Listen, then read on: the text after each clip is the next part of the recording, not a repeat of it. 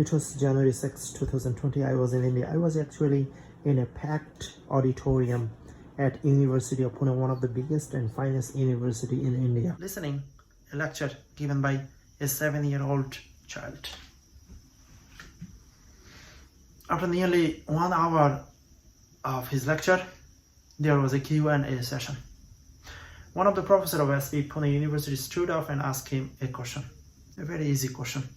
Who is your most favorite Indian mathematician? The child response stunned everyone, including me. The child said, Shakuntala Devi is my most favorite Indian mathematician. There was a sense of reaction in the packed auditorium, and I was not surprised. In fact, I didn't know who Shakuntala Devi was. The boy, the child, felt that. So he went on to explain his response. He said, this is my personal opinion.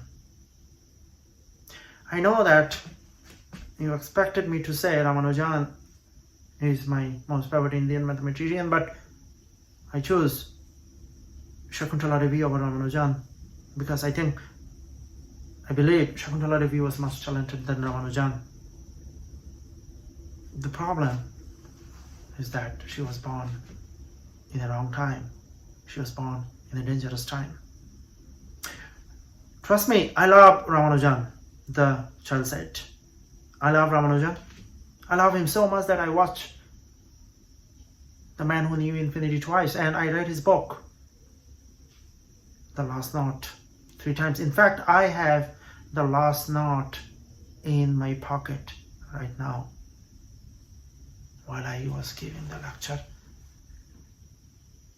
I was putting my hand in my pocket because I have The Last Note, the pocket version of The Last Note in my pocket. That's how much I love Ramanujan.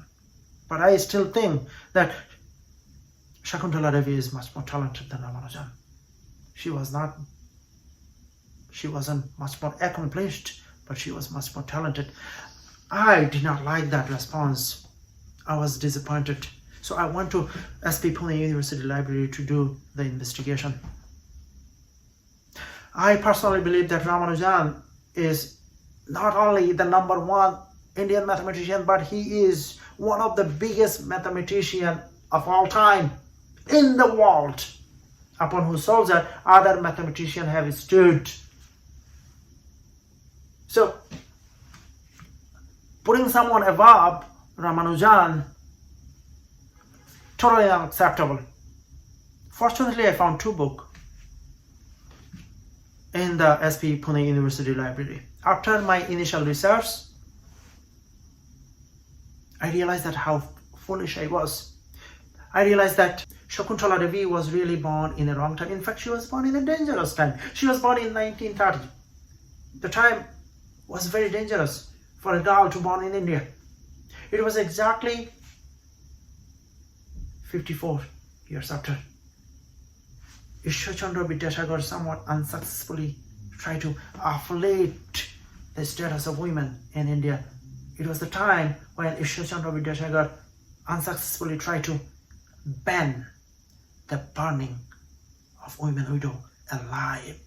It was that type of dangerous time for women. So,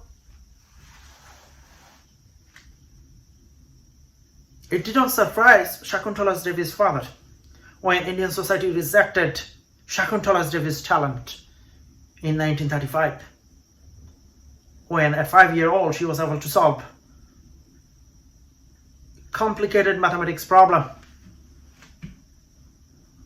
So Shakuntala Devi's father went to local college, informed the math professor that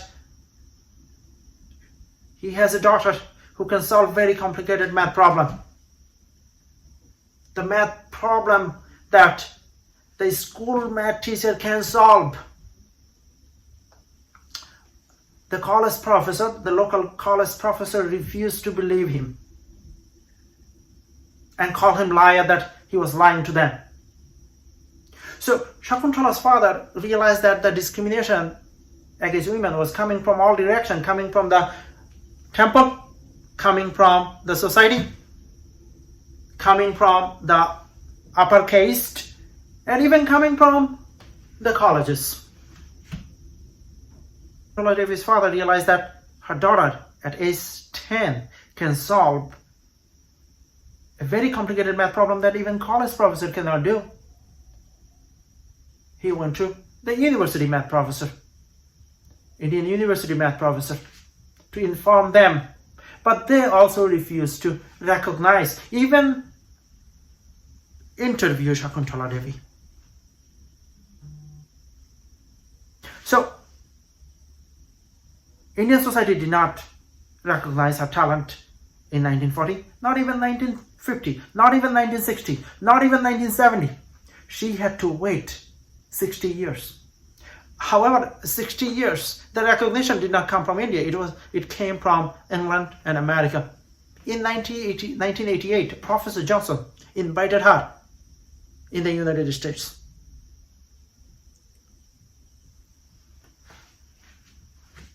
To compete against a supercomputer. That was the first time a woman was competing against a supercomputer. 1988. So Professor Johnson put her on the one side and put the supercomputer on the other side, and randomly choose a 13-digit number, 13-digit number by 13-digit number. It was 768636977487 and 2465099745779. So these two numbers, the computer had to calculate and she had to calculate. She took 28 seconds and supercomputer took 35 seconds. She was the first human being who defeated supercomputer. So I realized that you don't have to be man to be good in math. You can be women and still defeat the supercomputer. At the end, I thank the child who exposed Shakuntala Devi to me. Thank you for listening.